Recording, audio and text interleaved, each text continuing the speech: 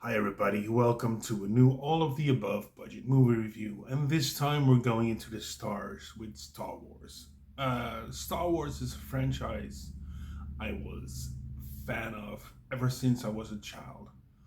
Um, yeah, I loved my Star Wars adventures. I loved watching them, and I was very young when I watched Return of the Jedi as one of the first movies I saw in the cinema as a child.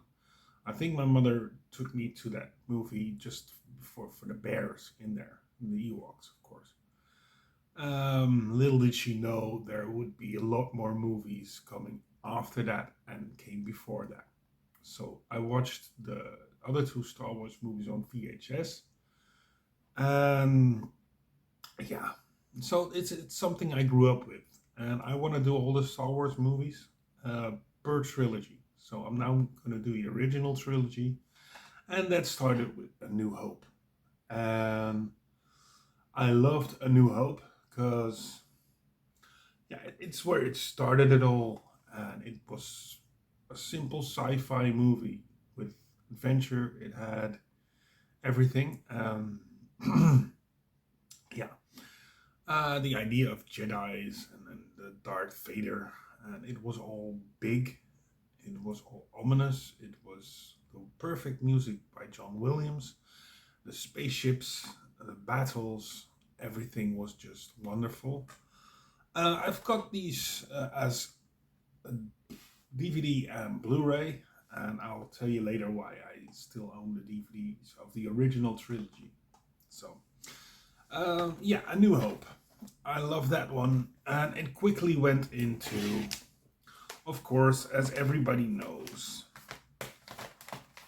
The Empire Strikes Back, of course. Look, and yeah, it was the middle part. You really know it's a trilogy because there's a middle part, and yeah, it's fleshes out more of the story. And as you watch it as a standalone movie, you think, "From where is that going?" And when you watch the first movie, see the second, and yeah, it connects. Um, and that's because it's a trilogy, of course. It was done as a trilogy before. I think, yeah, he had the idea, George Lucas. He didn't direct all of them. He produced all of them. He written all, but he didn't helm the director's seat for all three.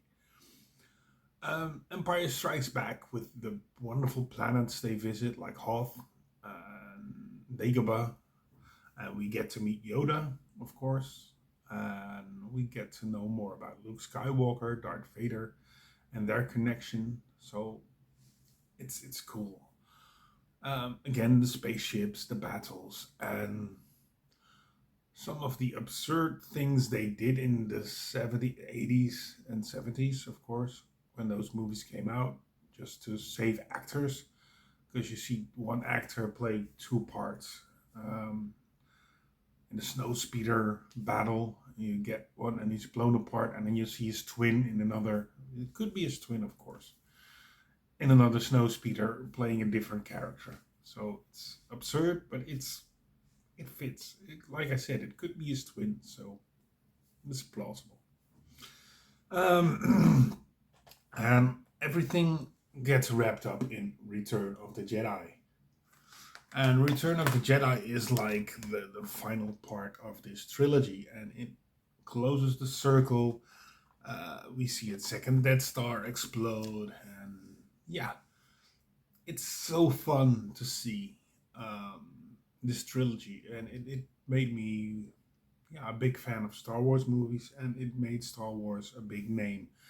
I had the toys, I had the Millennium Falcon, and now I have another Millennium Falcon in my home. Yeah, it's a small one, but I picked it up a few, yeah, and I have a smaller one back there, and I still have some action figures, some modern action figures.